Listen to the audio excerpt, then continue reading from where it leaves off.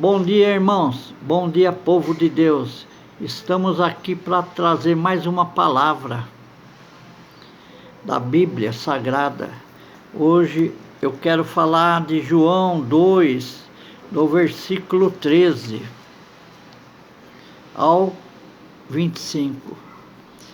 Vamos entender isso aqui, irmãos. Tá friozinho, né? Tô com a mão gelada hoje.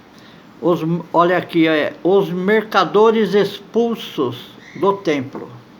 Vamos lá então, irmãos, vamos entender. Vamos lá, vamos se ajeitar aqui. E estava próxima a Páscoa dos judeus, e Jesus subiu a Jerusalém, e achou no templo os que vendiam bois, ovelhas, pombos, e os cambistas assentados. Olha aí, irmãos, vai entender essa palavra, hein? E tendo feito um açoite de cordões, lançou todos para fora do templo, também os bois e ovelhas, e espalhou o dinheiro dos cambistas e derrubou as mesas. Disse aos que vendiam pombos: tirai daqui estes, e não façais da casa de meu pai casa de venda. Olha aí, hein? E os seus discípulos lembraram-se do que estava escrito: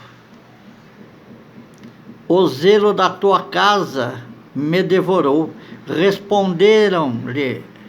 Responderam, pois, os judeus, e disseram-lhe: que sinal nos mostra para fazeres isto?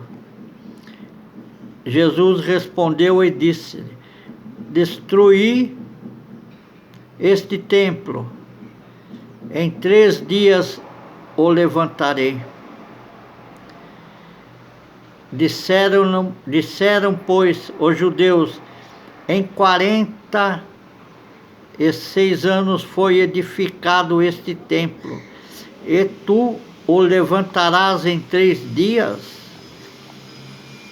Mas ele falava do templo do seu corpo. Quando, pois, ressuscitou dentre os mortos, os seus discípulos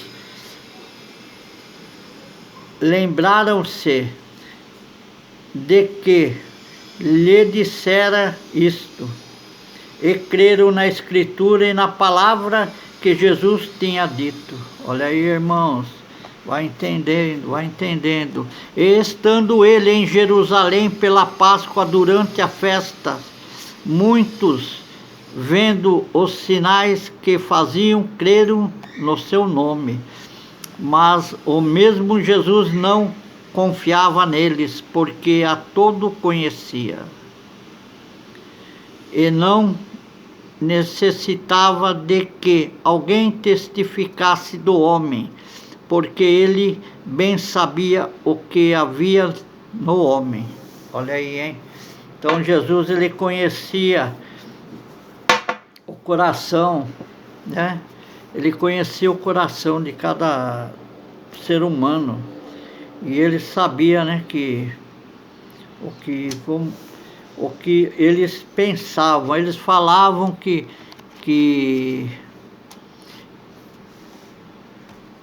conhecia Jesus, né? Que acreditava nele, mas no coração dele eles duvidavam. Então, irmãos, tem coisa que é complicado, viu? Vamos ver aqui. Ó, a purificação do templo. Jerusalém era o centro da vida e da espiritualidade no mundo, e o templo era o santuário da adoração do Altíssimo. Portanto, um lugar de reverência, disciplina e temor. Quando o Senhor Jesus chegou ao pátio dos gentios, um local destinado para oração e meditação dos seus judeus, ele encontrou um mercado de vendas de animais para o sacrifício e também inúmeros cambistas que trocavam moedas estrangeiras para pagar o imposto do templo. Aparentemente, essas ações visavam facilitar a vida dos peregrinos, mas o real propósito era o lucro, uma vez que as autoridades sacerdotais e os